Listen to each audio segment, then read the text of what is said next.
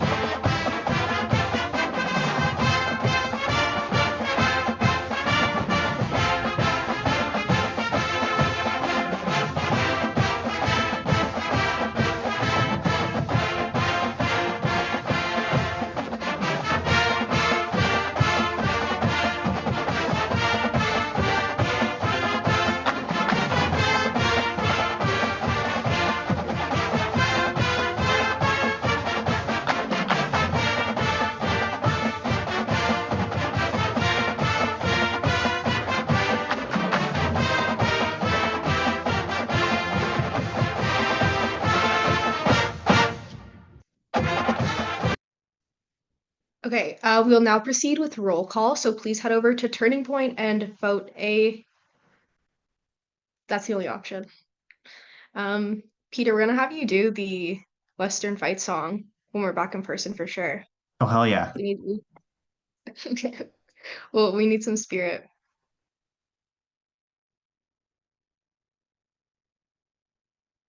Oh, sorry, I didn't press start.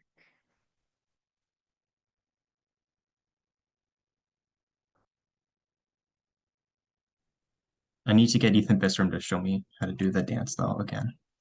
Yeah, we can figure that out. Okay. Amazing. So we'll now move on to the approval of the agenda. You're Wait, still sorry, seeing I the didn't get the question, like to do roll call um on is the that app. because it didn't like are you signed into the session ID all right? I think so. It said question will be available momentarily. Let me re-sign in then. Okay. We'll keep going because I can't go back, but it's noted that you're here. Okay, So thank you. Thank you. okay. So the agenda as it stands, we have one for election item, which is the motion regarding the nomination of counselor to the Western Parking Appeals Committee. Then we'll ratify the board director and and we'll have a ratification motion for the ACUSC approval of the federal pre-budget submission. We will approve exec reports, and there will be the motion to endorse the executive roadmap. Following that, we have a motion from GNF regarding clubs policy amendments. And that is all that is on. There are no presentations and no for discussion items as it stands. Do I have a mover for this? Councillor Flaherty, and then Councillor Goddess will be our seconder. Are there any questions on this at this time? Okay, are there any points of debate or amendments to be made? Okay, if there are none, please head over to Echo 360 to vote. And if for whatever reason Echo 360 is not working for you today, please Slack me your vote.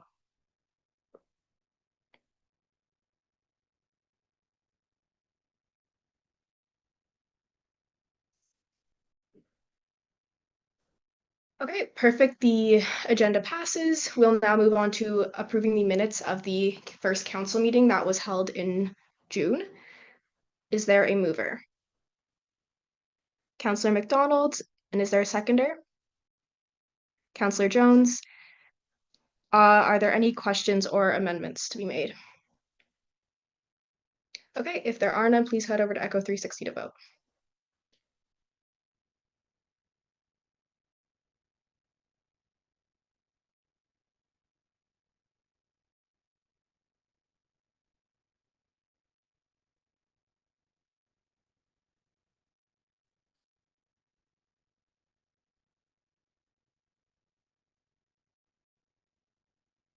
Okay, the minutes are also approved.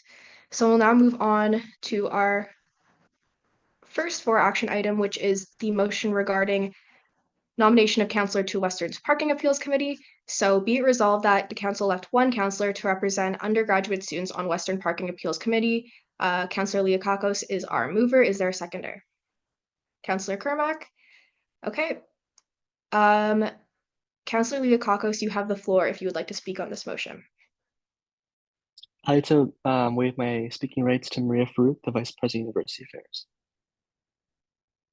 Perfect, thank you. So I had the parking appeals committee reach out. They're just looking for an undergrad student.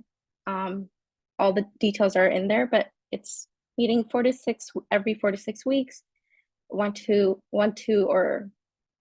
or 2 hour long Zoom sessions. So not too big of a commitment, but they really didn't have anyone representing the undergrad student body for the past few years. So they're really hoping for someone to do so this year. So anyone's interested, I really recommend it. It's easy commitment. Okay, great. Are there questions on this? Okay, if there are no questions, then we will accept nominations from the floor. Melissa, or is that good? Okay, we'll accept nominations from the floor. Yep.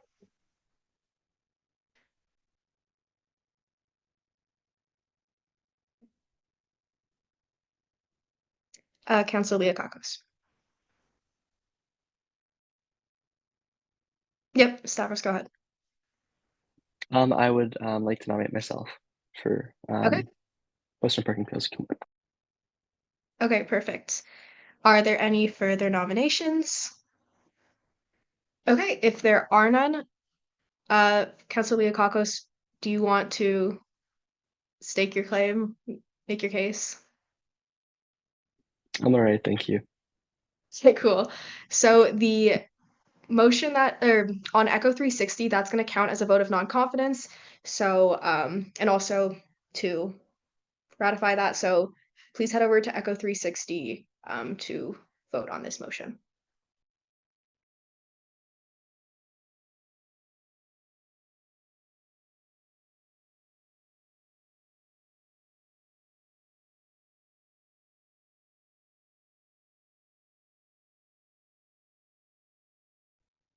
Okay, amazing. This motion passes unanimously. So congratulations, Councillor Liakakos.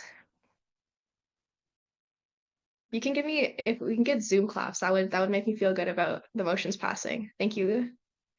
Okay, motion 2, which is the ratification of board director. So whereas one board director has a conflict of interest as a result of a summer internship and the internship has come to a close, be it resolved that council ratify Ethan Berry as a director of the 2023 to 2024 year. President Ajak is the mover. Do we have a seconder? Councillor Goddess. Okay, are there any questions on this? Actually, President Ajak, you have the floor if you would like to speak. I'm okay. Okay, cool. Are there any questions on this? Okay, if there are none, are there any points of debate or amendments to be made? Okay, if there are none, please head over to Echo 360 or Slack me a message.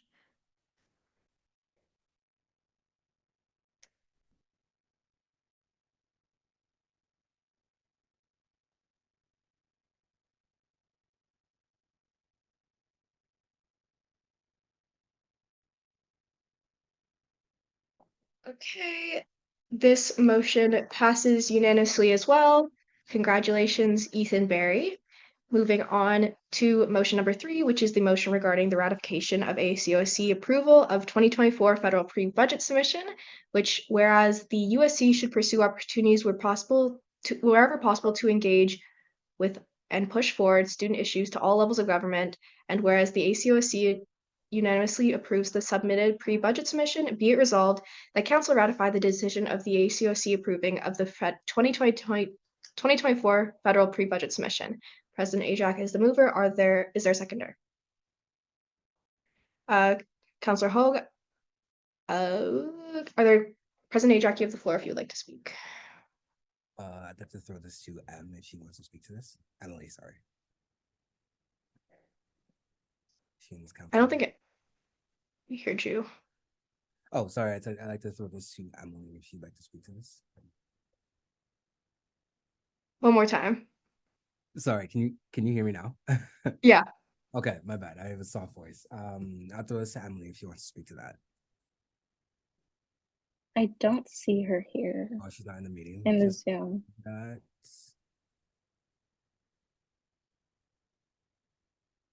Oh, I thought she was joining pretty shortly. If not, then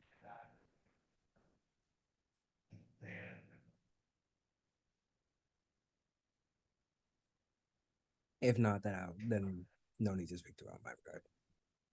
Okay, that's fine. Questions on this?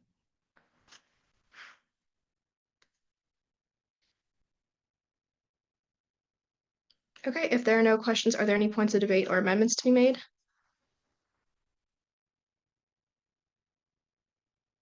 Okay, if there are none, please head over to Echo 360.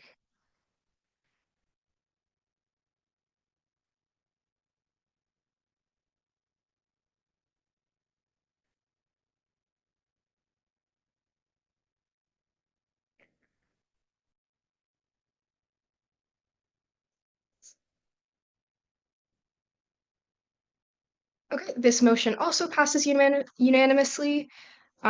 With that, I did skip the board report, so we're gonna do that now. Kathlena, do you want to share screen, or are you okay to just speak? I'm good to just talk, Bella. Thanks. Okay. Cool. Hi guys, it's me. Really short board report for today. The two things that I just wanted to mention is all of the board directors, with the exception of Ethan, who unfortunately had a conflict this summer, completed our annual board retreat. So we were there with Sunday, some of our lawyers, Jeff, our COO, as well as senior staff, including Melissa, and we completed our kind of like risk compliance, how to be a board director training this month in July. And then the second thing that I wanted to mention was the club's governance policy that's up for review. So I believe it's motion 6 for you guys, but it's to transfer the oversight of the club's governance board from council to the board. And that's just after, Melissa and the kind of the rest of the staff did a review of sort of the risk mitigation and policy review role of the CGB. It makes a little bit more sense for the board to kind of be doing oversight of that. And we have a couple of things that we will be voting on at the board meeting tomorrow regarding the CGB policy, pending approval from council, kind of moving the oversight. So happy to answer any questions on that. And otherwise, that's it for me. Have a great meeting. Amazing. Thank you, Kathlena. And we'll now move on to exec updates, the exec reports. I think we might need a mover for this, unless I can move. I think that was Councillor Kermack, and then Councillor Wang can be the seconder. Execs, you have the floor. Awesome, thanks. Maybe I'll jump in here to start. As you guys can see, that is me, and so I'll go pretty brief. You guys all have the reports open on your screens, or you should have. So I'll try to speed through this because there's 6 of us, and sorry, can you guys hear me? I talk really quiet, and I want to make sure you guys all hear me. I'll talk a little closer to my laptop. Okay, so we'll start at the top. Inventory sensitivity training. So what we've done previously since the last council meeting. So Chloe's been contracted to provide her training to orientation leaders. So that will be taking place. It should be taking place on Sunday for the softs, for the incoming softs. It's gonna go really well. And we're gonna be doing like we're going to be vetting that. So if the facilitation goes well, we're looking to include her student leader training to other student leaders within the USC, given some feedback from softs on the necessity and the level of our training. So that's what it's going to look like moving forward. So let me move forward there to the club system. I'll be brief with this one because I do want to give Bianca a chance to talk a little bit deeper on that. So we just hired Sherry McIntyre. If you have been involved in a club in the past, you may have heard her name. Her new position is a student community manager. She's going to be working with the club system as a full-time support. She's going to be working really closely with Bianca.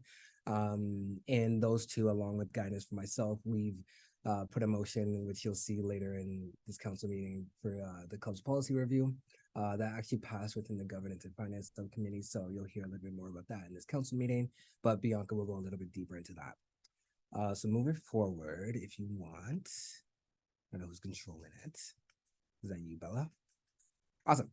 Okay, so moving forward into some September programming, we've launched some high-level process to the operationalizing of the Purple Series, Homecoming, USC Day, Goose Patio, all the great things that come with September.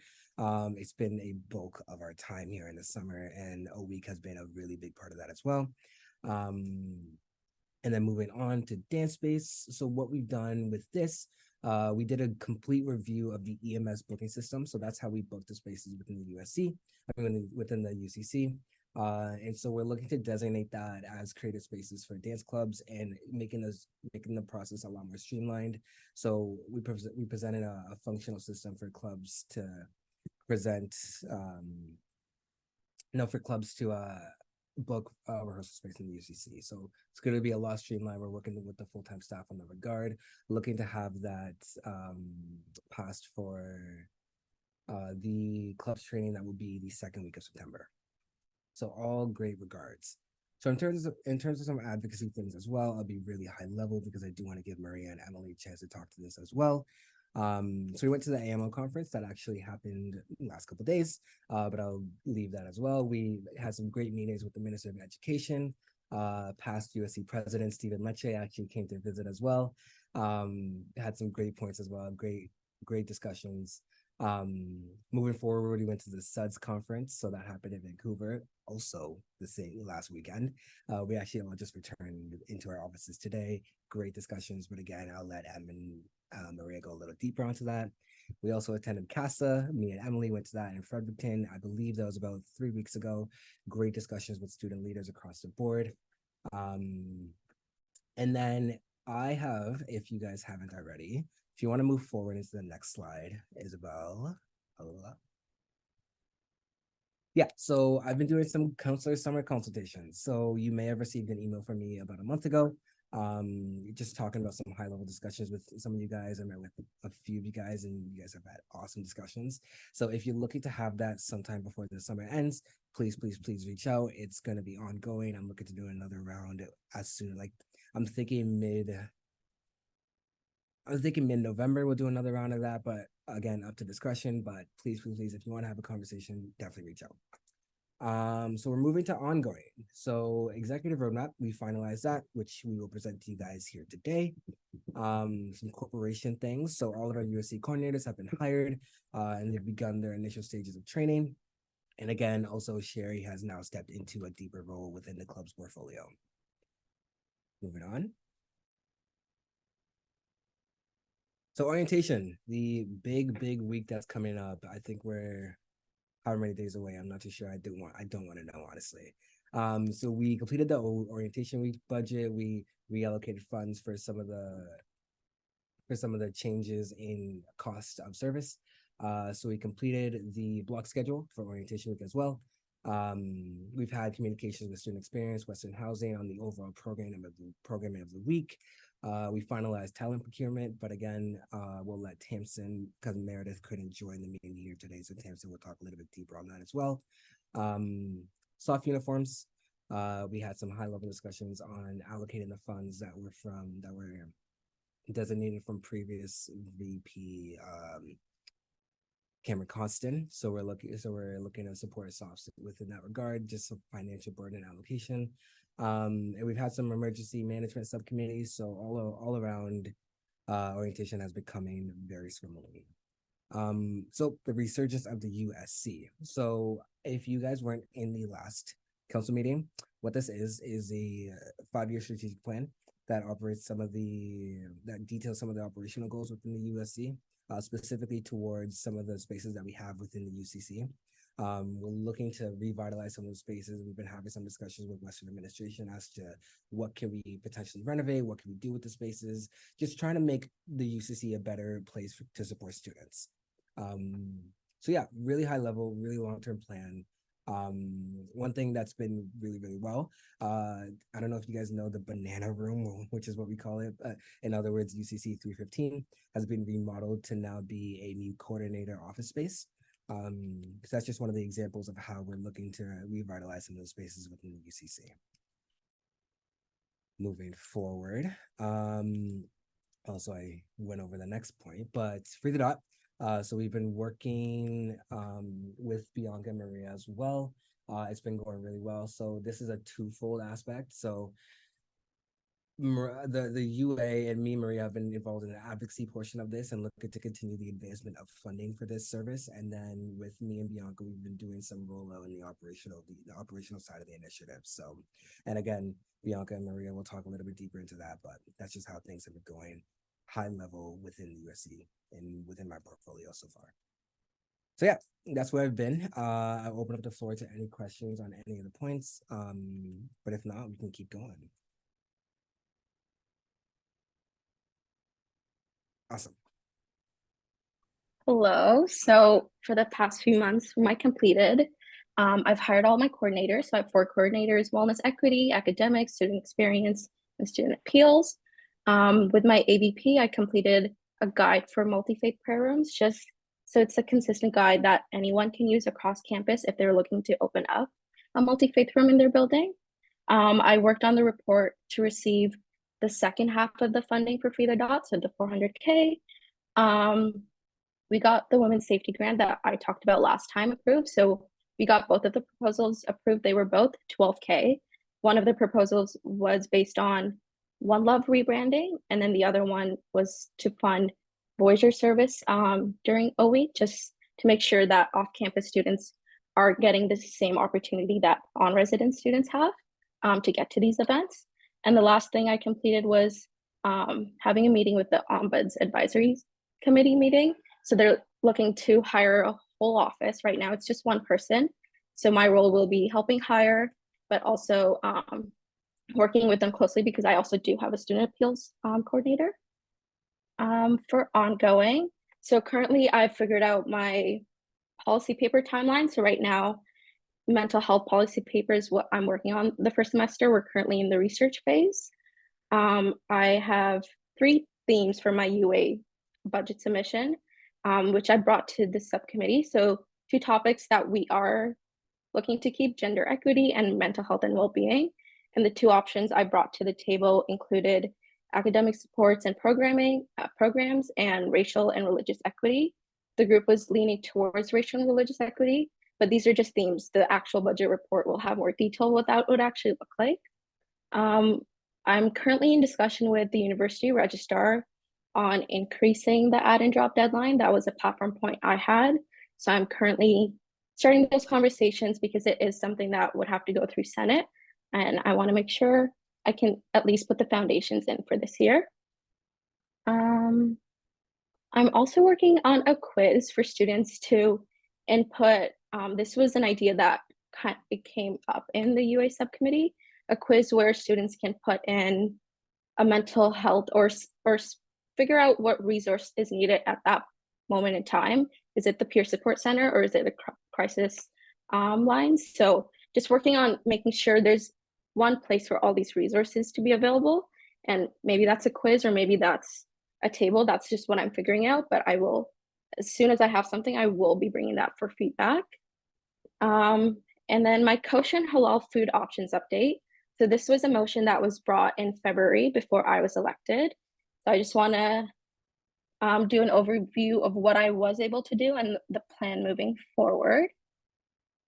So I've reached out to housing. So both Chris Elaine and Chris Langell are aware of this motion.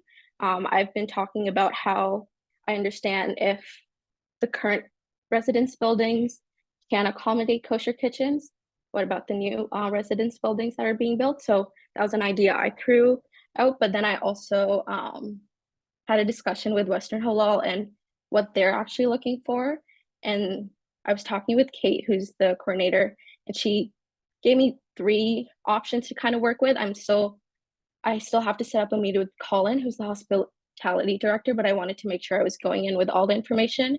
So one of the option is strictly like putting in kosher kitchens, and it would be maintained by getting a local rabbi to come in every week and making sure it's fully kosher and it's included in the design process for the new 2 residences.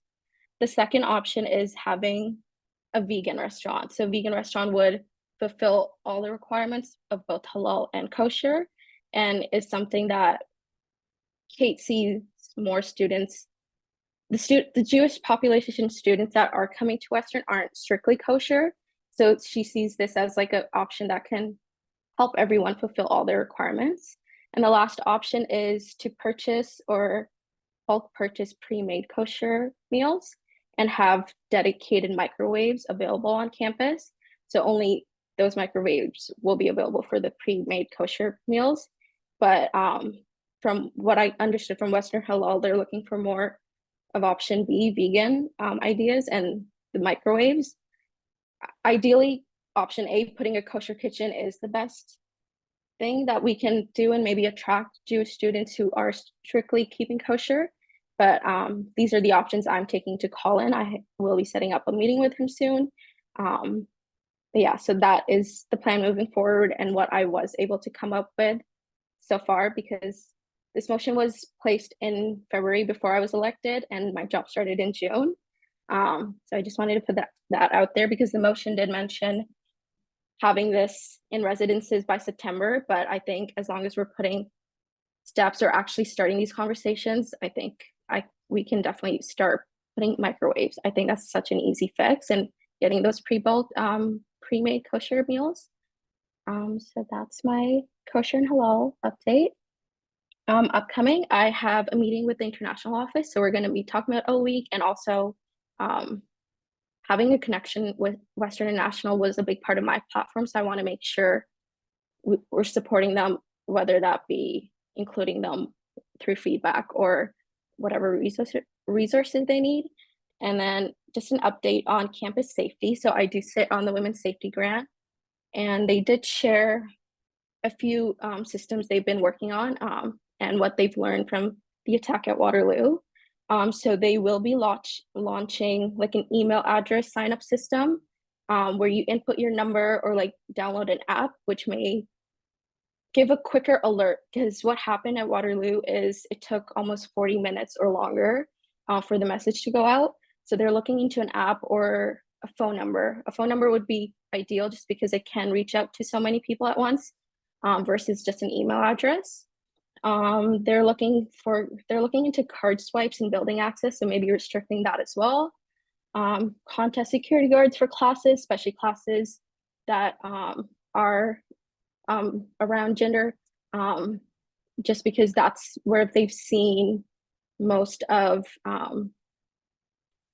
because of what happened at Waterloo, that's where they want to place most of the security. They're also looking into some training modules. I did ask when those would be rolled out, if they would be mandatory at all. I did not receive any answers. So if I do get an update, I will let everyone know through Slack. But I'm hoping it wouldn't be a mandatory thing that you would have to do before getting to campus, just because it's 2 weeks away. And also just looking at what classrooms, because what happened at Waterloo, there was only one exit. So they're looking into accommodating classrooms and making sure timetables aren't really available to anyone online. It should be available to Western students. So they're just looking at credentials for timetable access. So that's the update I got from the Women's Safety Grant. If there are any questions, please let me know and I can get those answers for you. But I believe that is it. Oh, yes. And I am meeting with the Vice Provost, so Florentine, in an upcoming Gender-Based Violence Advisory Committee meeting, first week during a week. Chancellor Goddess. Hi, Maria. I have a question for you about the kosher and halal food options. So you were saying that they're gonna, I may have misunderstood, but you're saying they're gonna build 2 new reses and then hopefully like the ideal would that there would be like a kosher kitchen. Well, this was just an idea I brought Yeah. up because what happens in pre-made, like the residences that are already built, it's hard to insert a kosher kitchen because it's a whole new. So I thought this would be an idea that because they're building 2 new residences, they would be interested in. I haven't really heard back from housing because it is summertime and everyone's on vacation, but I thought it would be better to have at least one residence, you know, that accommodates kosher meals and if Jewish students would want to go to that residence versus another one. So it was just an idea I threw out.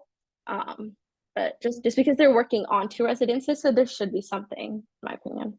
I don't mean to be controversial, but and I don't know if anyone agrees, but I feel like that might lead to like a little bit of like segregation. Like all the Jewish people feel like if they want to eat well or like eat within their dietary restrictions, they all have to be in one res. So like maybe like everyone around them is like, you know, of the same cult. Like I don't know. Do you think that might be like kind of just like bottling them up into one res, whereas like prepackaged meals might just be like they could could be everywhere. Exactly. You don't have to like make big changes to like any of the residences. No, that's why I'm trying to present all the options. I'm not picking one over the other. And I did consult Western Halal. They are leaning towards having a vegan restaurant versus having a kosher kitchen, just because they see that as being more of an accommodating option, like you said, and it doesn't feel like there's segregation. But I just wanted to make sure I'm bringing all the ideas to the table and what can actually happen in reality. What can hospitality and housing really do? Okay, Yeah. thank you. But no, that's great feedback. I wrote it down. Okay, Counselor, this next question. I just have a point of personal privilege. Are we allowed to ask questions now, or do you want us to keep until the end? I'm accepting them now just because usually like the exec reports are pretty long and like it's easy to forget your question and out of context. So if it's something that should be now. Okay. Now. Okay. But I'll also ask for questions at the end. But thank you. Okay, I'm going to ask a up. question to Sunday first because I thought we had to hold them. This question could go to Bianca, but I don't know what of Ethan B's portfolio she's absorbing, but I want to know if the Mustang on Demand will be back next year and whether you guys have a plan for that to be reinstalled. Obviously it's off during the summer, but I've had requests from students, so I want to know if that's going to be reinstalled in September, especially during a week. Definitely. Do you want to wait till for Bianca's updates, or do you want me to throw it to her right now? Because that was no, I can wait. If it's going to be in her update, that's totally fine. Or if she wants to speak first, I can add after that. We'll throw it to her now so we don't forget. Let's just keep on the right process. Cool. Yeah, thanks, Sophia. Oh. Okay. Sunday, turn off your volume. Thank you.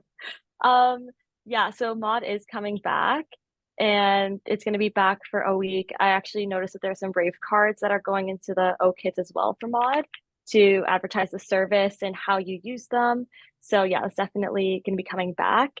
And we're hoping to discuss different ways that we can possibly expand the service if we're able to this year, making it more accessible for different students and ensuring that everyone's able to access the service. Okay, amazing. Thank you. I appreciate it. Okay, Counselor Hogue. Hello, my question is just for Maria. So in regards to the vegan kitchen, would it still be like overseen by a rabbi? Because vegan doesn't technically, like it doesn't always mean kosher. So would it still be overseen by a rabbi and like ensuring that everything is still kosher? Speaking with Western Halal, a lot of students that they're seeing don't strictly keep kosher, so I don't know if this is something they would like to see. I can definitely ask them and look into it more. But I think the reason they're leaning towards other options is because they're seeing students that are coming here aren't strictly keeping kosher. So that's why they're, I think, lenient. I don't want to say lenient, but like towards rules. But yeah, no, I will take that back. I will bring that to them. Thank you. Perfect. Thank you. Okay, are we ready to move on to Emily? Emily, go ahead. Hi everyone. Oh, is she not here? I'm right here. I'm Oh. here. Can you hear me? Cool. Sorry I'm late. I am currently in Toronto for an USA meeting, so and had a fun time checking into my hotel. So I'll just jump into it. So like all the other VPs, I finished my coordinator hiring and I'm currently onboarding them. So I hired Adipana Tassin and Michelle Witches Johnson. Super excited to have them on board. Most of what I've been working on over the past month and a half or so has been prioritizing both within the USC as well as within our organization, other organizations like UCrew and CASA. So what that has looked like is for UCrew, we selected housing, student financial aid, and mental health as our priorities for the year. And with that, we use kind of some of those priorities in order to inform our federal budget submissions or budget submissions in general, basically wanting what we want to see for next year's budgets at all three levels. We have done the federal budget submission since it was due August 4th. So I know you guys all ratified that. Sidebar, if you guys have any questions about that, that you guys ratified earlier, please feel free. I think you should still know what's going on with that in case you have any questions. For UCrew, we had recommendations on mental health, student financial aid, international students, Indigenous students, and housing. And then obviously you all seen the USC recs, which were housing, student financial aid, international students. I also met with Steve Orsini, who's a president of the Council of Ontario Universities, which is similar to USA before university administrators. So I met with him last Friday, just kind of an intro meeting to hear about what the COU's priorities are for the year, so that we can see if there's any areas of alignment in terms of things like, for example, student housing, all these different areas in terms of provincial funding. We also all had an introduction meeting with the Fantastic Student Union executive, and I've been working with their president, Stefan Thathia, who is really interested in collaborating on some municipal things, so stay tuned on that. We also hosted both the Brock University Students Union and the McMaster Students Union at the USC. So sometimes different unions will come and visit to kind of get a better understanding of how different unions operate, learn some pointers in terms of whether it's structure, operations, all that fun stuff. So we hosted both of them in July. We also attended a one-day summit with some Ontario schools at Brock with the president and VPSS, so Bianca and Sunday. So that was a few weeks ago. So we were able to meet with several USA schools as well as some other schools outside of USA, do some professional development, as well as just some general networking. I also attended some summer community events. So for example, our MPP, Terrence Kernahan, hosts summer barbecues throughout the year, throughout the summer. And so we've been doing that to help do some relationship building with him and some of the other community members who are there, and road mapping. So we are going to be continuing, sorry, I'm a little bit frazzled. So we're just finishing up road mapping, as you would have seen with the motion on the table. So some more completed things. So we started work and research on the USA Housing Policy Paper and in collaboration with our research staff.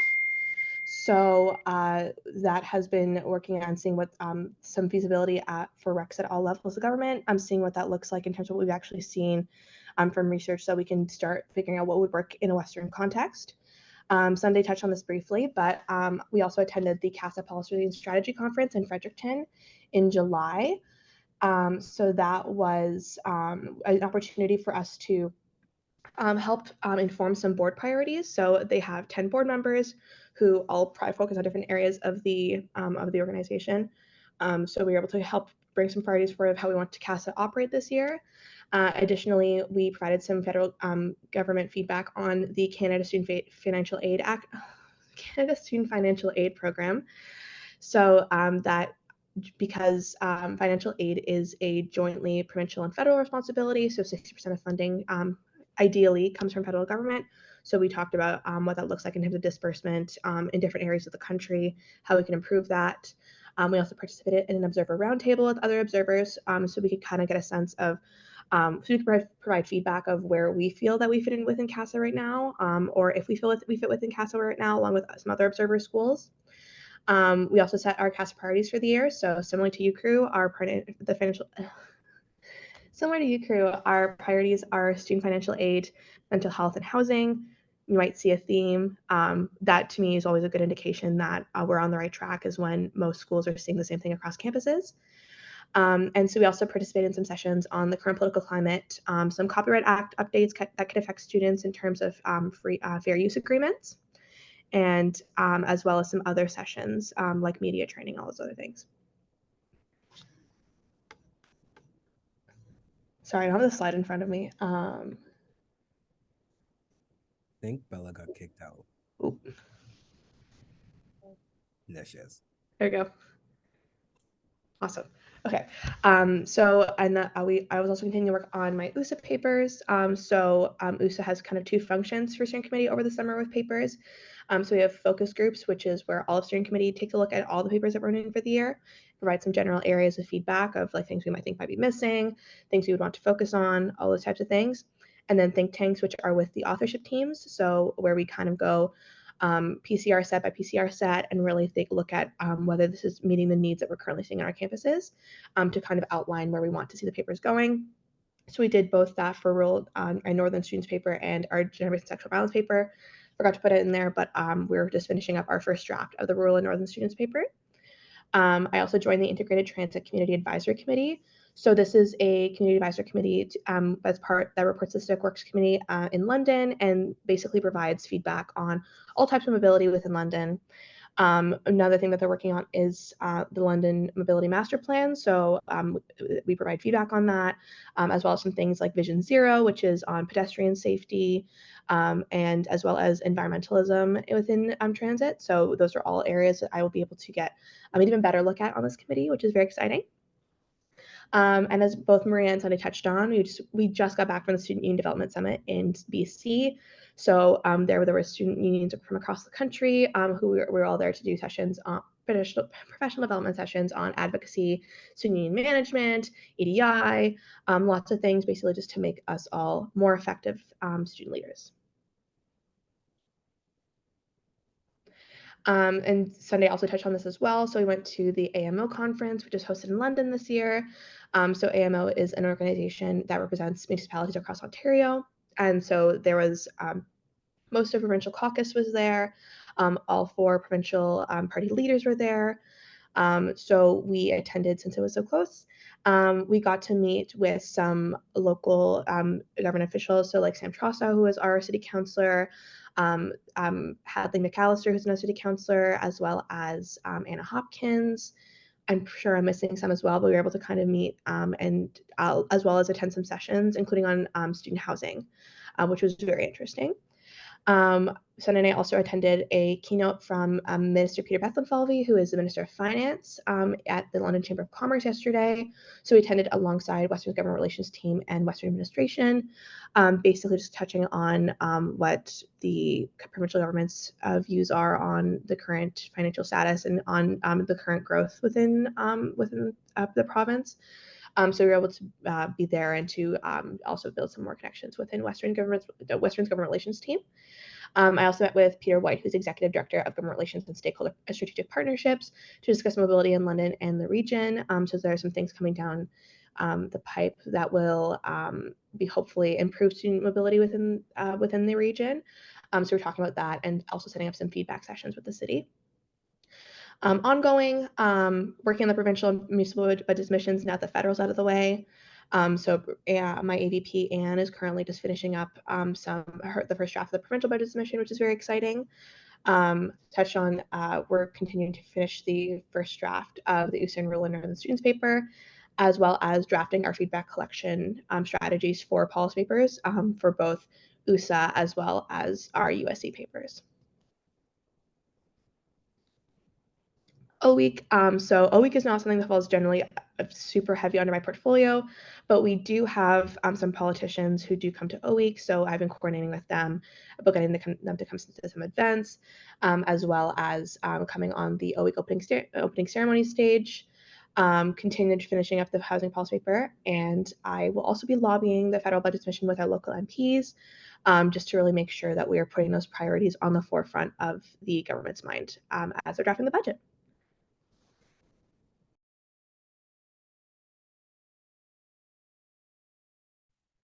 So, Councilor Useless, go ahead. Emily, do you have any updates on anything to do with transportation in London? I mean, you were not hired at this point, but there was a motion in, I think, February, same as what Maria had, if not one before, about the any concerns with transportation, especially on campus, specifically for biking, busing, and students who walked. Have you had any conversations with mainly London transportation or mayors, councillors who have spoken about that at all, and any development? So I haven't had any recently. Those were things that were brought up during Local Advocacy Week in April, but since then we haven't had any specific conversations about that.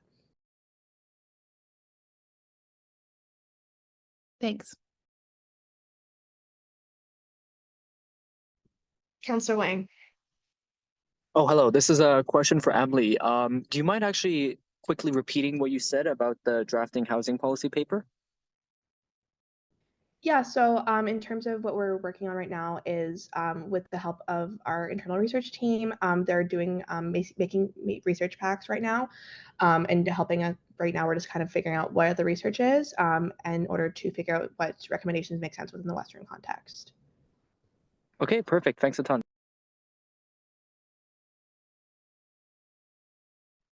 Okay, since Mare isn't here, is someone else going to give hers, or do we? Yeah, I can present for her. She just flying back from BC and her flight got delayed, which is why she's not here. None of the execs talked about their 3 exec wins. So I'll talk about Meredith. Her 3 exec wins is we got an O-Week headliner, finally. We can't say who it is yet, but stay tuned. Follow us on Western USC if you already don't, although I doubt, I'm sure you guys all do. And that's hopefully going to get dropped like very soon. She also got to bond with her softs, which she loves. And then we also filmed the O-Week intro exec video. When it comes to completed, Meredith hired her coordinators. She has 7 coordinators within her portfolio. She also got the Women's Safety Grant. So Maria talked about this previously. They got it for Welcome Waves, which is the rebrand of One Love, and also the late night shuttles that run during O-Week. Ongoing, we have orientation, obviously. She's in the midst of finalizing all the programming scheduling for that, so we'll hopefully get that all finalized by the end of the week. This includes all the main stage events like opening and closing ceremonies, Welcome Waves, and Global Village, and she's working closely with Sunday to acquire the talent to make it happen. She's doing all the logistics and all the run sheets.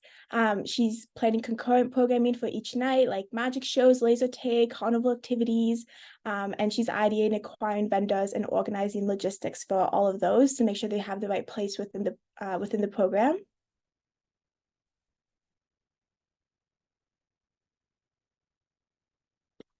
She also has been doing a couple self-appreciation initiatives. It's like getting them gift cards for all softs with Western, organizing soft kits, and doing special programming for them like Soft Pub.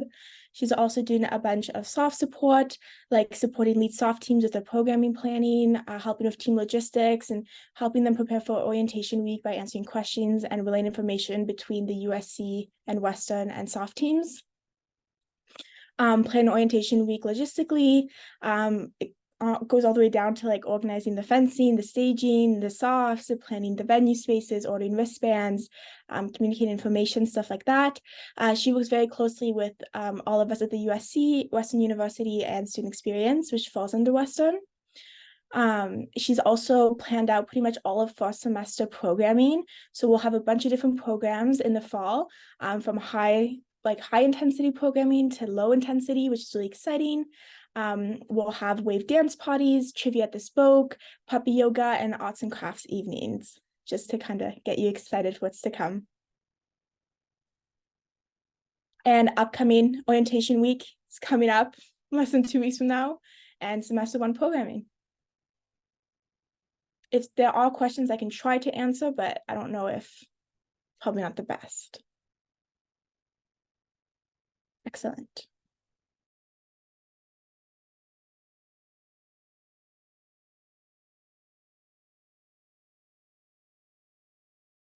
Hi, everyone.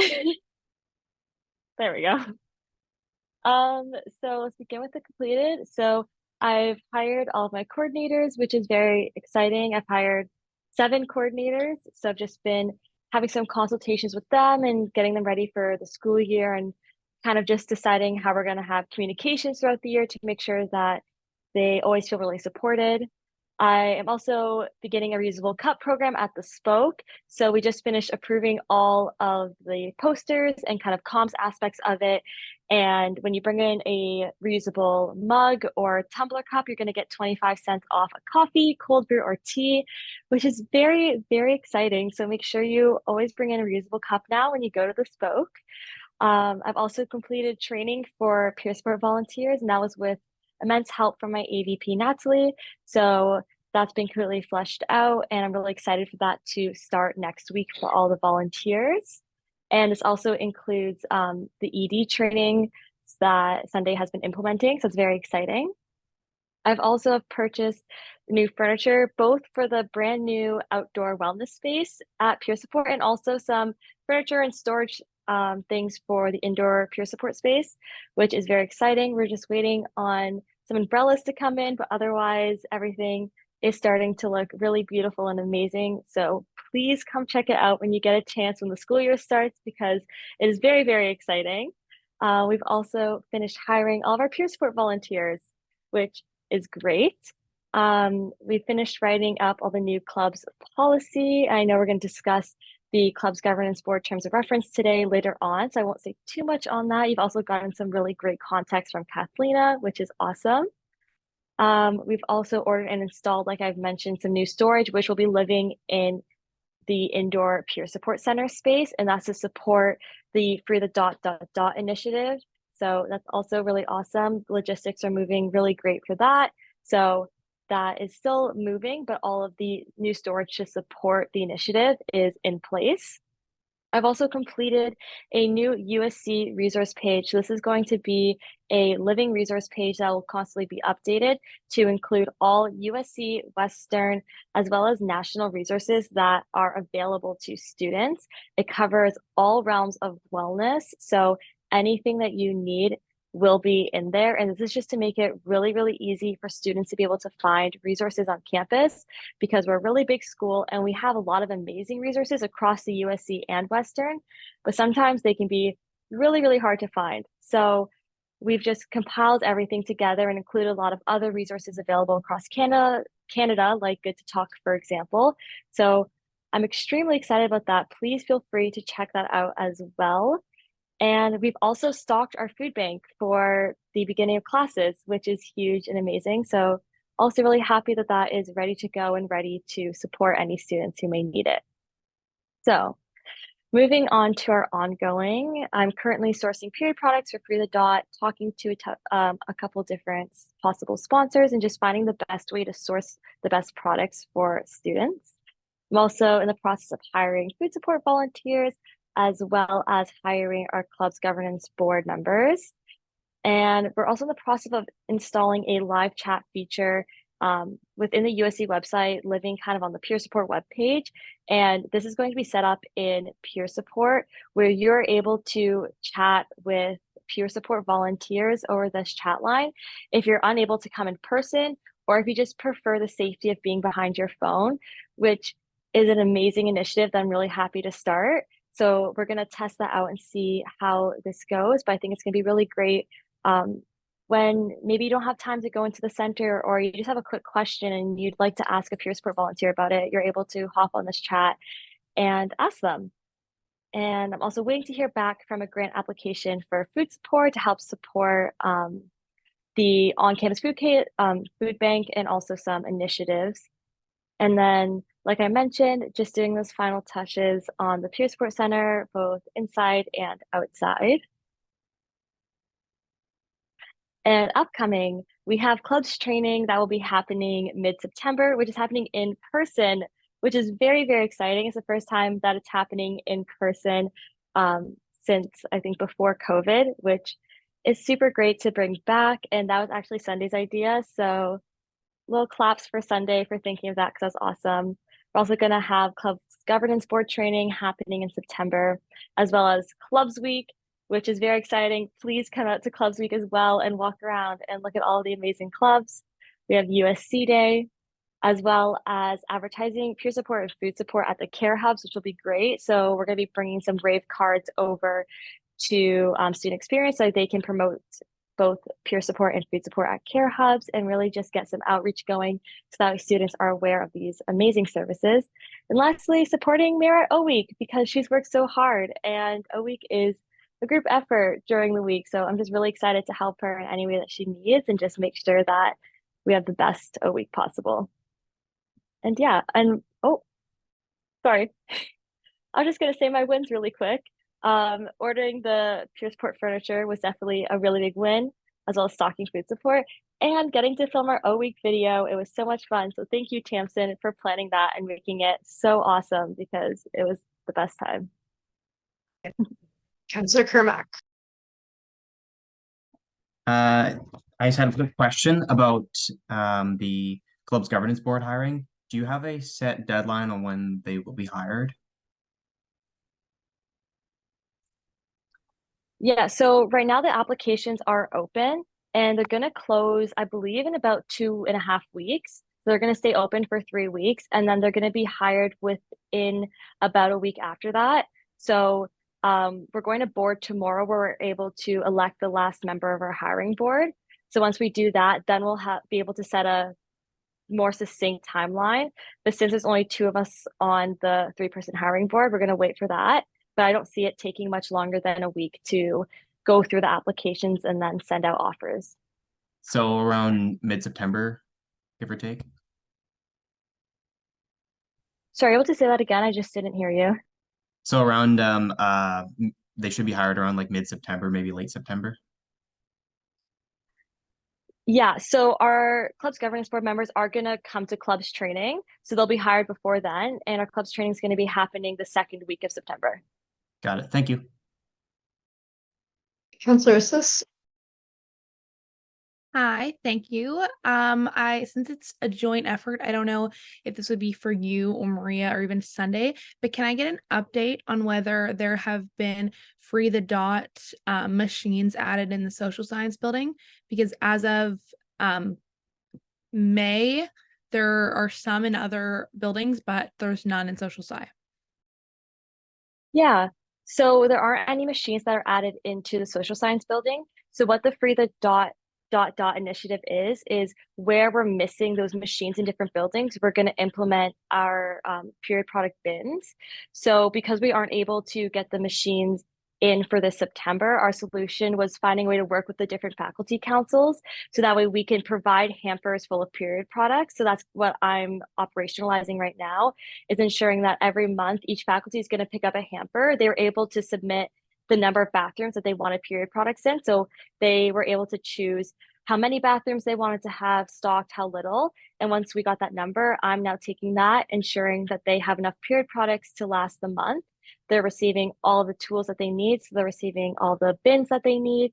And their responsibility that they've agreed to take on is to ensure that those stay filled throughout the month. And then they just come back to food support and pick up a fresh full hamper each month. Okay, sounds good. And do you know when that's going to start? Because I got an email in April, but nothing since. Yeah, so it's gonna start on like the first day of classes. So everything's gonna be ready to go. So as soon as I've received the period products and all the hampers, I'm gonna fill out a document that's gonna have really clear instructions on when everything needs to be picked up, how the hampers are gonna be filled, how you should fill the bins and everything like that. So I was just waiting to ensure that there's really clear instructions that I can give out. And that's gonna be coming super soon to all of the faculty councils. Okay, perfect. Thank you so much.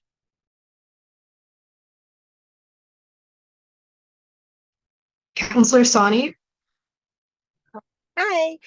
So I just wanted to ask if you had, it's like totally okay if this hasn't been decided yet, but if you have like a plan for what the club's training is gonna look like.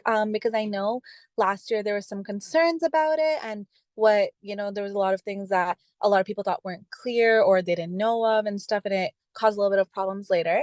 So I just want to know if you have a plan for that yet, or you're implementing something, or yeah. Yeah, thank you so much. So I've been working really closely with Sherry, who, as Sunday mentioned, is our new hired staff that's really dedicated to supporting clubs. And then eventually we'll be also supporting food support and peer support. So we've been working together to make sure that things are a lot more clear. And it's been really great because, as you might know, Sherry came from a club's background. So she moved kind of from one club's role into a different one. And so she's been able to be really great in ensuring that all of the training that we give is really clear. And as I mentioned with the club's policy, with that kind of being revamped and also ensuring that that becomes a lot more clear, I'm hoping that there's not going to be too many misunderstandings, but we've been trying really hard to make those improvements this year and to ensure that every club knows how to, submit an event request and where to book spaces. And I know that that's been a barrier for clubs in the past and has been really difficult. So all of that's been taken into consideration when we're planning the club's training. Perfect. Thank you so much.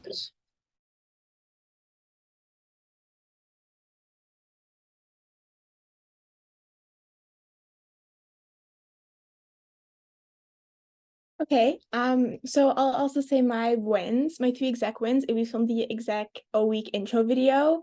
I'm not going to say what it is yet, but the idea came to me in a dream and then it happened. So I'm really excited about it.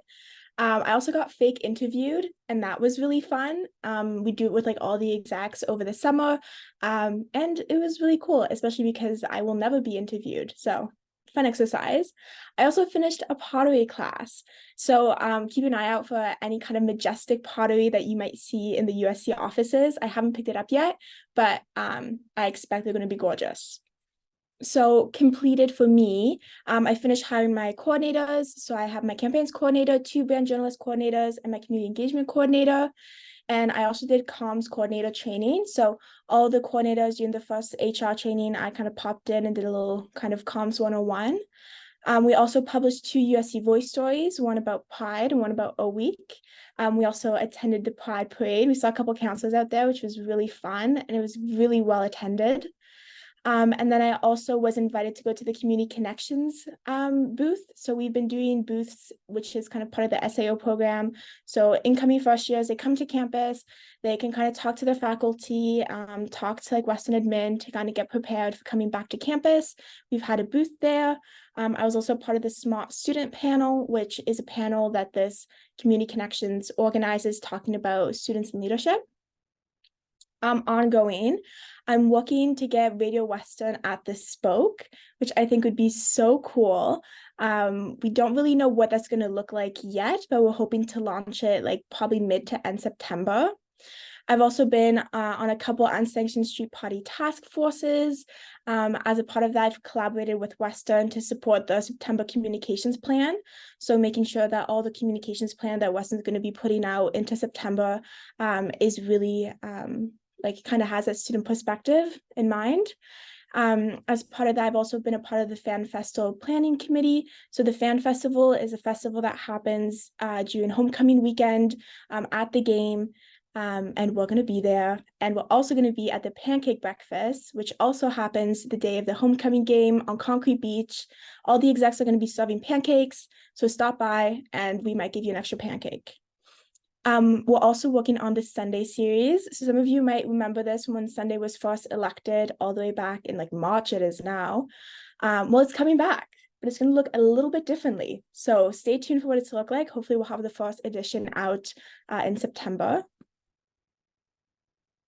Also ongoing is the OE Communications Committee.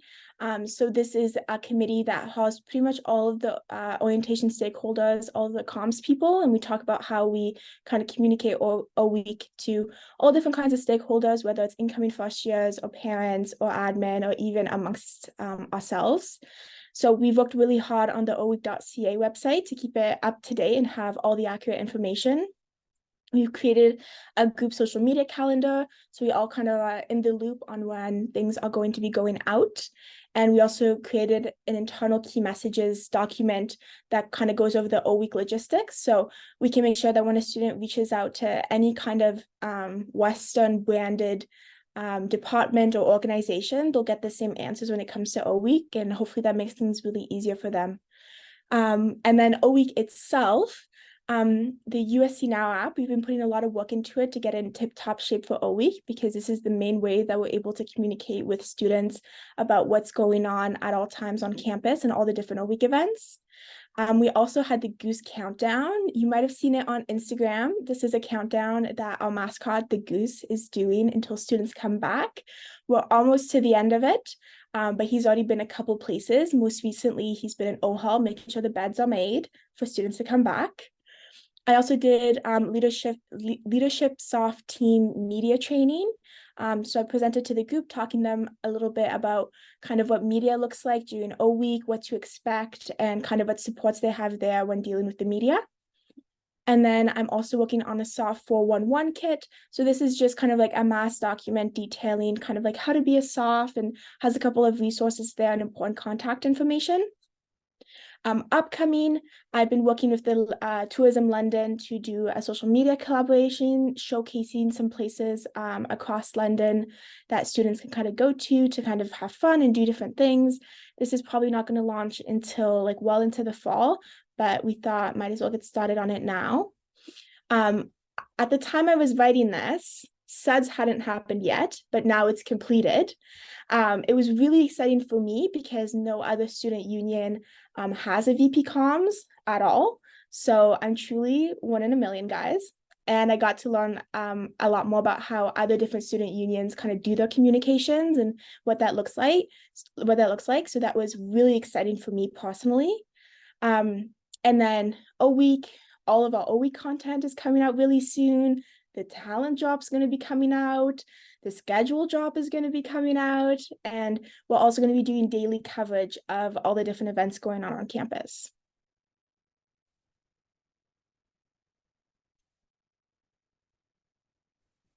Councillor Leokakos. Hi there.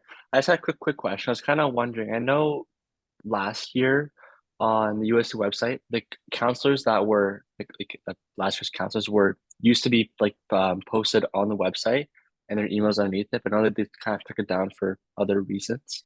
I was wondering if you're kind of bringing that back, or if it's kind of on the horizon, your kind of thoughts on having counselors like kind of post on the USC website so students know who their counselors are and how to contact them. I mean, honestly, it would probably be up to you guys if you want that information to be public. I can touch base offline with Melissa to kind of go over like the policies around that. And then I can reach out to all of you guys in a Slack and we can talk about it to see if this is something that you guys want to do again.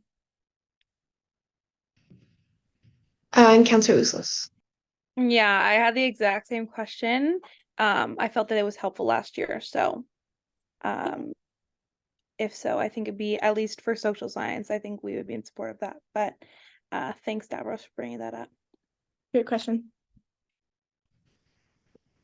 Okay, amazing. If there are no further questions, in this motion, are there any points of debate or amendments to be made?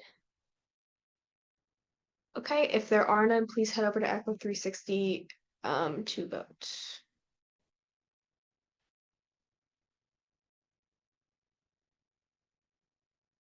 You guys are so fast at voting. I love it. Good stuff.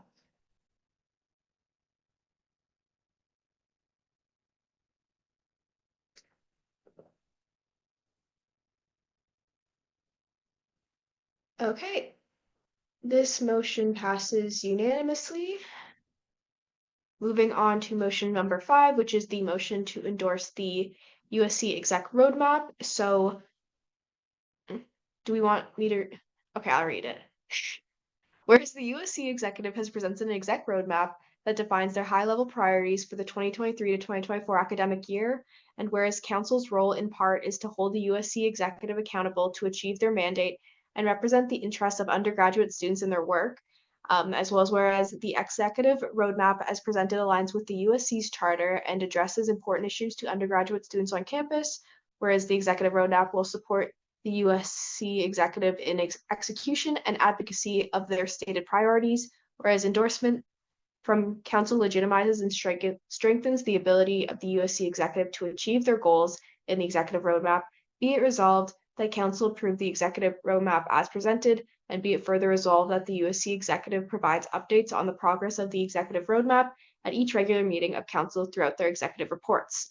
President Ajak is the mover. Is there a seconder? Councillor Thornton, President Ajak, you have the floor. Of course, thank you. And I'll give a little brief understanding of what the roadmap is, although I know all of you guys are very, very, very well versed on what we do with the roadmap. So essentially, at the beginning of the term, the USC as an executive team, our main goal is to determine the mandate and the strategic direction for the year. We work in collaboration with all of our the interests of each and every one of your faculties, and that goes to providing services, events, advocacy initiatives, essentially every single thing that we're doing with all these council meetings. This is what we put in that roadmap, and that kind of guides our direction. So essentially, it's an accumulation, a combination of all 6 executives, whether it be elected or hired. And we do this in an effort to help students at large, as well as the counselors, get a better understanding as to what we're doing throughout the year. So in my opinion, and I hope that you guys share that same opinion, it's absolutely critical that each and every one of you guys do endorse this roadmap and then find the solace in this in the fact that this is what we're doing throughout the year. All in all, we're trying to align this with our mission in terms of transparency and accountability, really heavy on the accountability piece as well, because you guys elect us and we want to work for you guys essentially. So hopefully you guys all got a chance to read through the roadmap, but I'll stop there because we have a long council meeting and you guys probably have a bunch of questions. So shoot if you have them. If not, then we can move on. Councillor Uslis. Yeah, I have a question. First of all, I read the roadmap and there's only one mention of international students and it's on an external affairs level. Personally, I would have liked to see more, it just come up more. I think there's a lack with university affairs in that and possibly student services as well. I know that Maria is working on that, but I'd love to know why that was missing, and that's something that a few of the social science counselors are a little bit concerned by. Of course. And maybe I'll jump in, and also if any of my VPs want to jump in here as well, totally let me know. But essentially what we're doing with the international students, we're looking to have, and Maria mentioned this as well, we're having a lot of our initiatives, and we're looking to revamp these within things that have already happened within the past. So some of the UA work that Lauren German has done, Maria has picked that up and moved that on as well. However, it's taken a little bit of a new direction in how things are moving. So we didn't really feel all too comfortable putting that exactly within the roadmap holistically, but we included many aspects of that. But one thing I will say is Maria's doing really, really, really strong work with the international office in determining how that may look within the upcoming year moving forward. I don't know if Maria wants to jump in here and talk the rest of what she's doing. Do you want to? I'll Maria? jump in.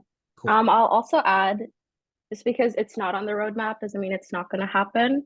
I was a peer guide. I worked with Western International all throughout my degree, so I want to build those relationships, but I also didn't want to think of things that I thought they would need. I want to make sure I'm going through the full process, and that a new international lead was just hired, Lily. So I want to meet with her and make sure I'm uplifting their advocacy initiatives instead of just putting what I think they would need.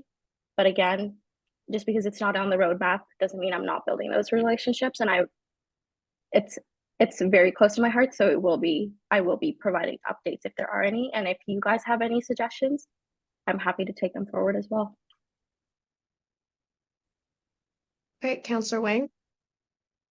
All right, yeah. So this will be relatively brief, and this is somewhat of a pretty minor issue. And I know, again, it doesn't necessarily, not everything has to be on the roadmap, but I was just wondering, under the sustainability portion, I know as of 2020, it's official USC policy to call on Western University to divest from fossil fuels within the next 5 years. So I guess my question is, since right now there's nothing about divestment per se under the sustainability part of the exec roadmap, I'm just wondering if that is something that's being worked on by the exec. Did you guys want me to jump in here? Okay, cool. And then again, if any of my VPs want to jump in, totally. So each and every one of the executives shares in this notion that we recognize the call that the USC has done in the past to call for Western administration to divest in fossil fuels. We've kept this, and it's similar to what Maria said. We've kept this within, I want to say, like the backgrounds of the roadmap. So this is work that's already been done. Well, not done, but this is work that's already started. So we didn't feel the absolute necessity to continue this on the roadmap year after year, although the work has already been continued. So this is work that's actively being done by each and every one of the executives, specifically within the UA portfolio. So we're doing work with Western administration on close hands to continue that work, but realistically, we didn't just see the absolute necessity to then continue that on throughout the roadmap for this year, even though the work is already being done. And we're continuing the work that's been outlined in years prior. Okay, perfect. Thank you very much. Yeah. Cool. Councilor Leokakos. I just had a quick question. So I read the roadmap as well as everyone else. I was just kind of curious as to why, well, not really. Well, I noticed LGBTQ students weren't mentioned in the executive roadmap at all. I just had a question if, I guess, supports were, being thought of or kind of being put in motion to help support students and kind of help promote safety and inclusion within Western campus. I know it's not a huge part for USC, to been kind of realizing from last year and this year. I just kind of wanted people's, guess your guys' thoughts on kind of pop LGBTQ supports for the upcoming year. I can jump in on that. Oh, Sorry, I hear. Okay, I will just say that in terms of our GBSV advocacy, that's something that we're keeping in mind, especially within the context of everything that's been going on university campuses lately. GBSV offices play a really key role in preventing violence against LGBTQ students is gender-based violence. So that's something that is really specifically being considered within that. And then other than that, I will let Maria speak to the rest of that. Yeah, so I worked at Lauren, worked with Christine Stapleton, was to provide a safe space for queer students to work out. And I'm still carrying that on. And I did want to mention we still have space for a paper. And this was something that came up in our last meeting too. So if this is, I definitely agree, it is missing. And if this is where you guys also see more of a priority, I'm willing to take that on as well. and I can also speak to that as well, and just mention that within each of our portfolios, we're always taking an extremely inclusive and intersectional approach. So when we're considering different programming and different services, I also want to ensure that you guys know that we are considering every student, and that includes the LGBTQA plus community.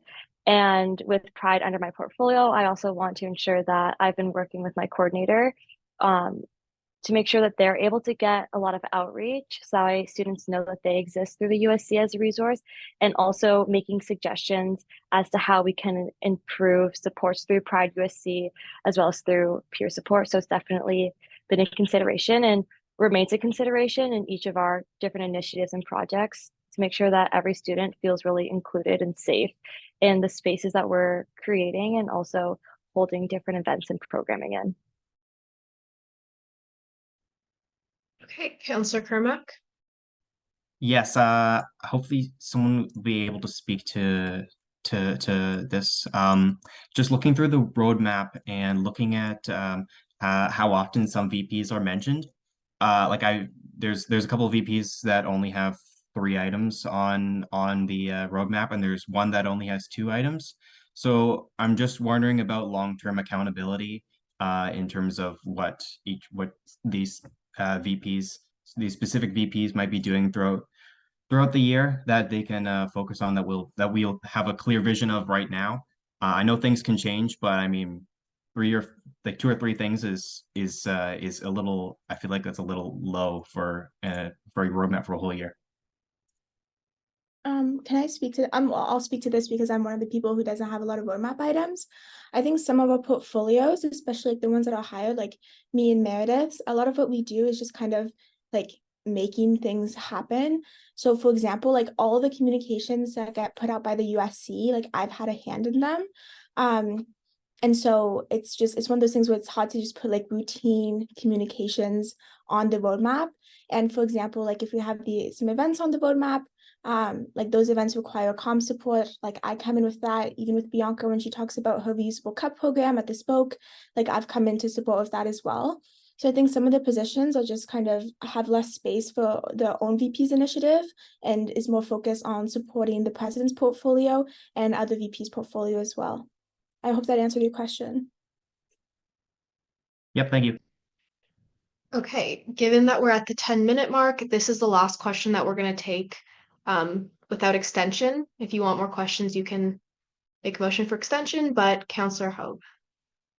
Yeah, I just had a question about the performance spaces section. Has there been any communication or collaboration with the Faculty of Music, like with administration? Because we have a lot of performance spaces that, especially on the weekends, go pretty unused. So I just want to make sure that like we're part of that conversation to ensure that our spaces are being utilized to their full ability. 110% we are. One thing I will notice, or I'll just flag this too for the rest of the questions that come afterwards. The roadmap, it does exist as formality, but there are work that's being done behind the scenes very often. But this is a great question just regarding, I'll shed light on that as well. So my work right now within the stand space is kind of twofold. So I'm working with exactly what I can control right now. So that's all the spaces within the UCC that exist under the USC portfolio. And then the advocacy, the long-term advocacy exists within stakeholders like Christine Stapleton to look at spaces that exist within Alumni Hall, and also John Dirksen to look at student experience spaces that we can like continue working with the Dean of Music to get to acquire and get these spaces for students to use, because longevity wise, we can't always look to the UCC to be the only space on campus where students have that ability to rehearse. So it's a practical short-term component, which is what we're doing within the UCC, and that's what you see here within the platform. And then there's a long-term advocacy that happens behind the scenes that's driving the force behind that. But I just thought you'd want to see what's actually getting done versus what's just long-term. Yeah, awesome. Thank you. Cool. Okay, is there a motion for extension? Counselor I can Brown. move 5 minutes. Okay, sure. Counselor Kermack, 5 minutes. Is there a seconder? Counselor Useless, is there any objections to extending the question period 5 minutes? Okay, cool. It is extended until 8:35. Further questions? Counselor Tan.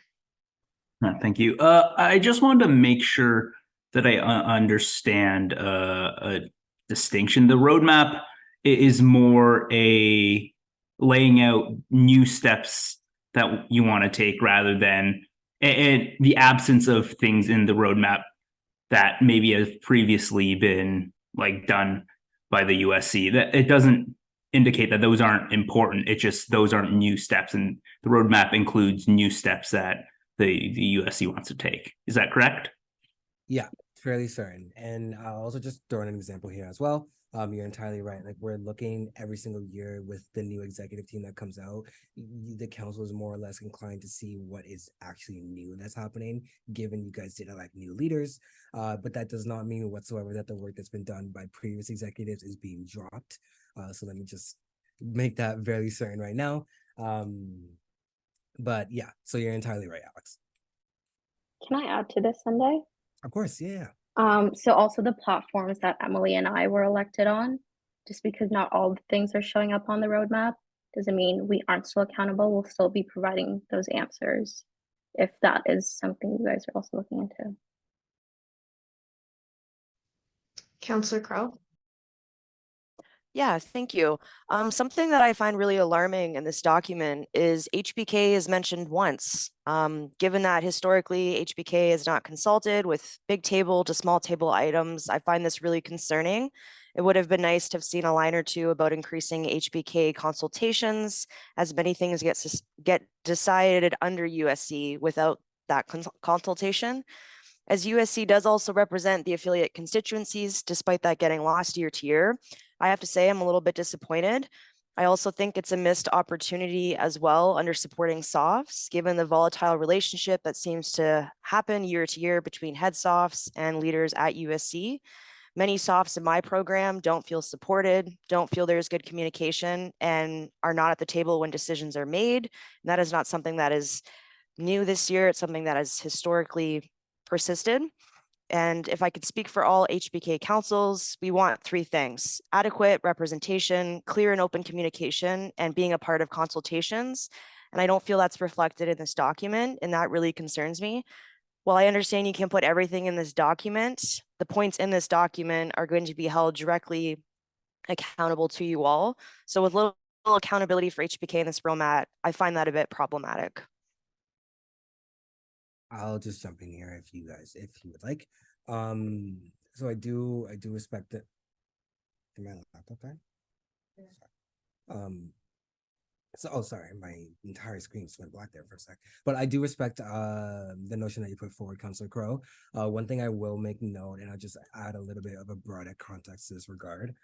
So the one table item that you see here with the HBK monthly route table, this is something that's been included within executive roadmaps in the past, but what we've seen is that there hasn't been much of a practical component with that in terms of what that actually looks like throughout the year.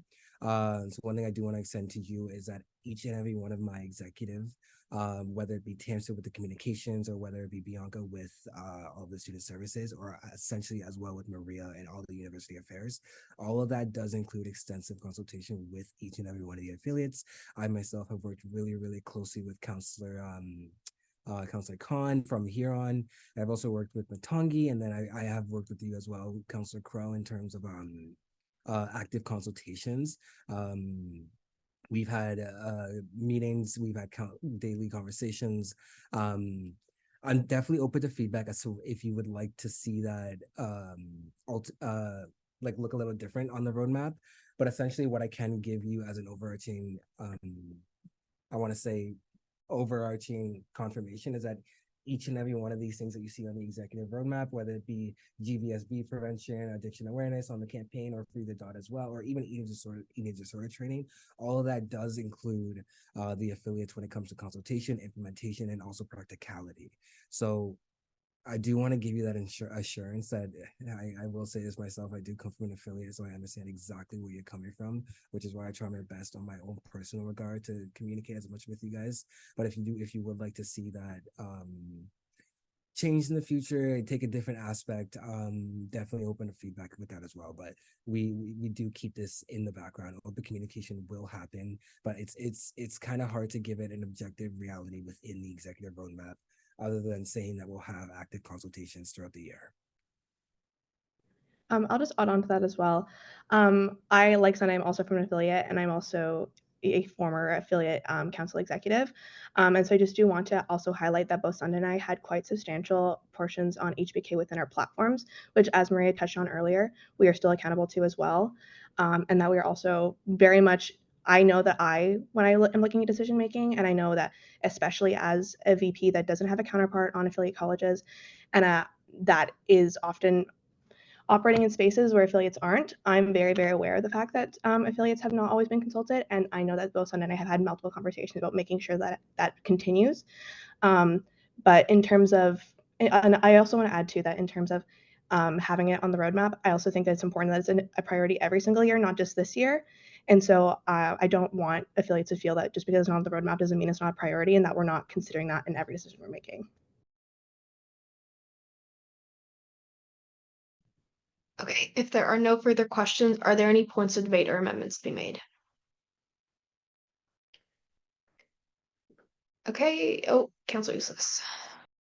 I just want to speak, not necessarily like against this motion, but I think it's tough for council to endorse a roadmap that's really significantly smaller than last year's, especially because although we know that you guys are doing things behind the scenes, if this goes out to the public, I think it doesn't bode well for us holding the exec accountable and what the exec is up to. I think it makes sense that, especially hired execs have less of a platform, and it's a platform during their hiring session. But I think it's tough for students to then kind of see what we do without getting the full picture. So I just think, speaking especially on behalf of the consultations I've had based on the exec roadmap with my team and the Social Science Council, that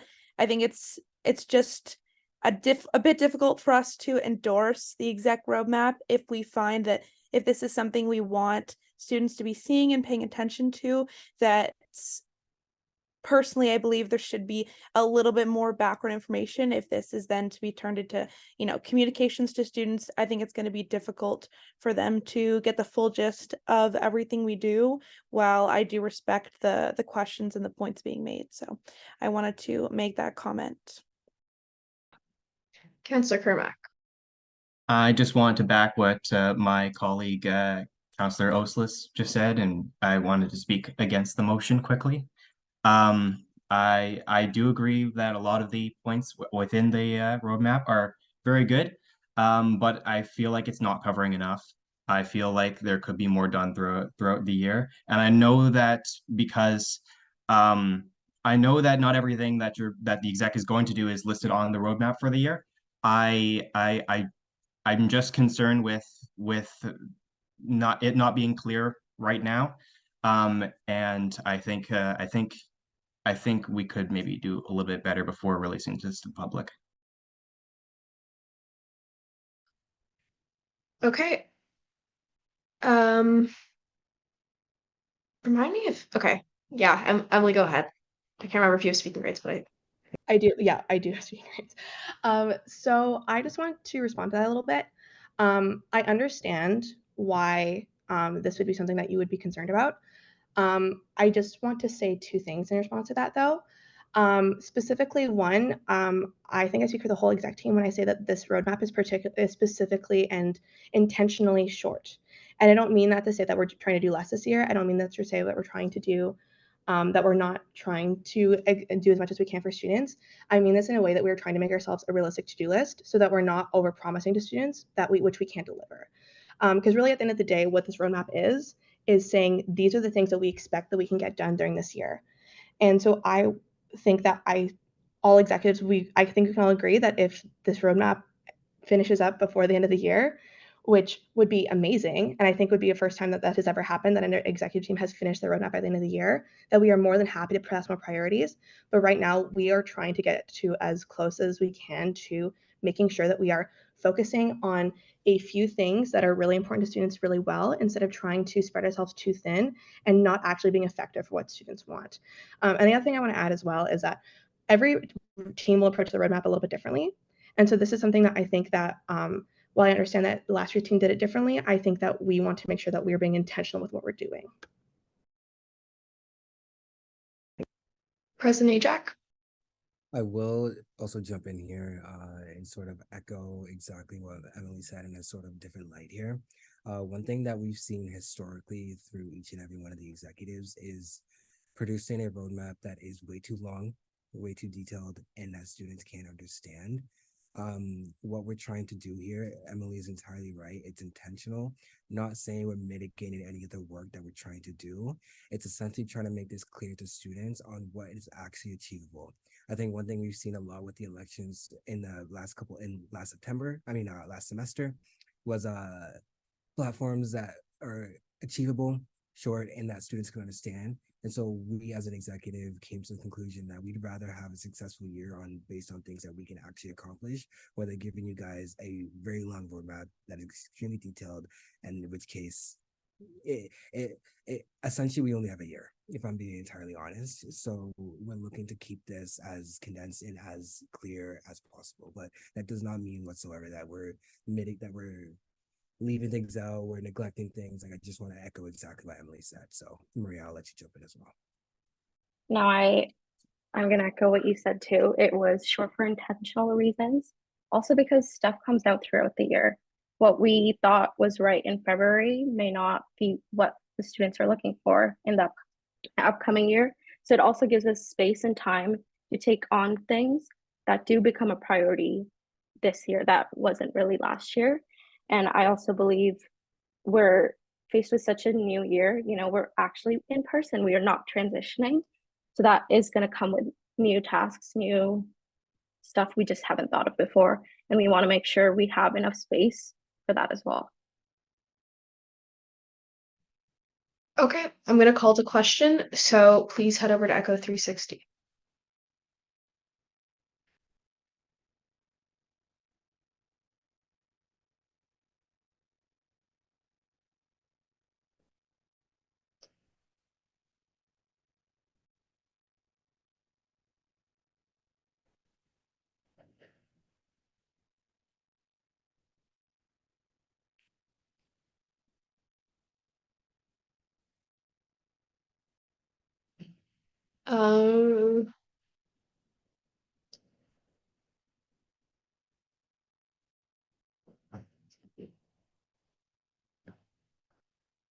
You might have to give me a minute on this one.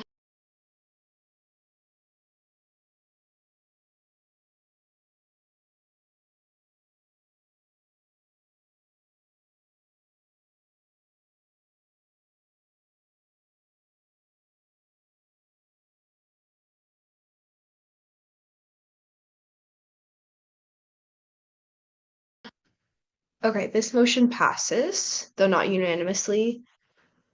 Motion 6 is the motion regarding clubs policy amendments. So be it resolved that the University Student Council transfer authority of the club's governance board to the USC Board of Directors. Be it resolved that the proposed amendments to the club's governance board terms of reference as outlined in Appendix 1 be approved. President Ajak is the mover. Is there a seconder?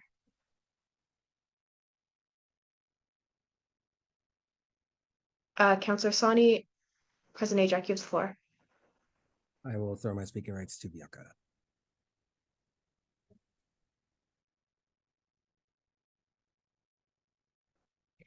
Hi, everyone. Yeah, so I know that Kathleen gave a really great intro and some really essential context to what this is all about. But the reason behind doing this is really because the CGB was one space in the USC that was really lacking some staff support and was not able to get all their work done effectively.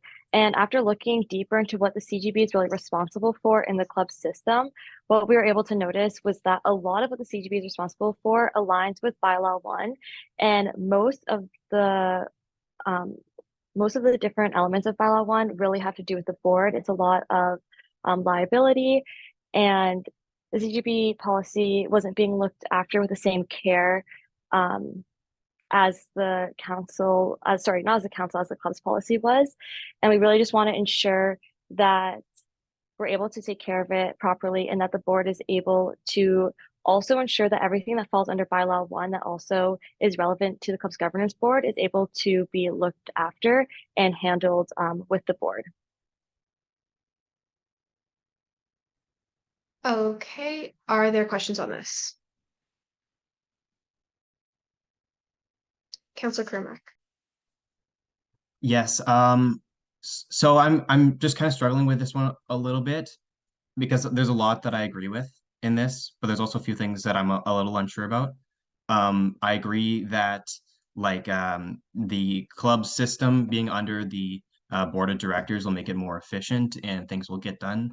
But there's one thing that I'm a little bit concerned about in terms of moving it over there, and that is based on like the advocacy aspect. And if we ever decide to change things in club policy, where council might have a little bit of a better understanding being elected and having that electoral legitimacy. So I just wanted to make sure that that's being taken into account for this motion. Yeah, thank you. And it absolutely is. So what we've implemented to ensure that there's still efficient advocacy, to ensure that students are having their hand, and it should be the students' hand, in making sure this policy works the best for clubs, is the Clubs Advisory Committee. So the Clubs Advisory Committee is being made up of 5 to 10 students who are current members of USC ratified clubs, and they will be hired by the CGB. And what this committee really is for is all about advocacy for clubs. So what this committee does is look over the club's policy and is making sure that's working the best for clubs. And while I definitely agree that all of you counselors are extremely qualified and have been hired, not hired, elected for a reason, I also think that with having club members within this committee, their firsthand experience in these clubs and that lived experience is going to be extremely beneficial in ensuring that the policy remains the best that it can for the club system. So that's what we've implemented to ensure that that advocacy is there. Perfect, thank you. Further questions? Okay, if there are none, are there any points of debate or amendments to be made? Okay, then calling to question, please head over to EVCO 360.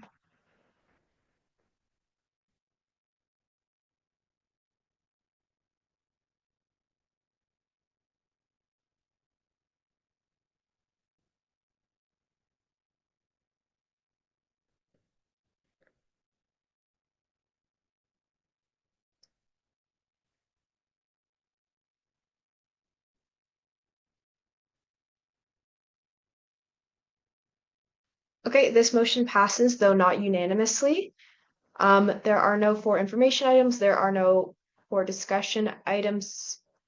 The only thing I have is that I believe today marks the end of summer rules, so we might need a little bit better showing at council meetings and standing committee meetings, but they'll be in person now, so I'll look forward to seeing you all in the fall.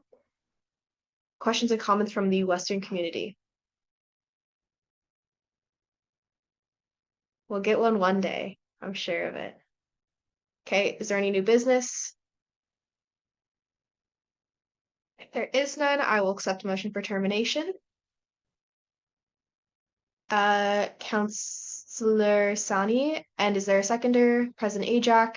Are there any objections to terminating this meeting and reconvening in September? Okay, if there are no objections, this meeting is terminated. I will see you all in September in person. You can go now if you would like. Bye. Thank Bye, you. Bye. everyone.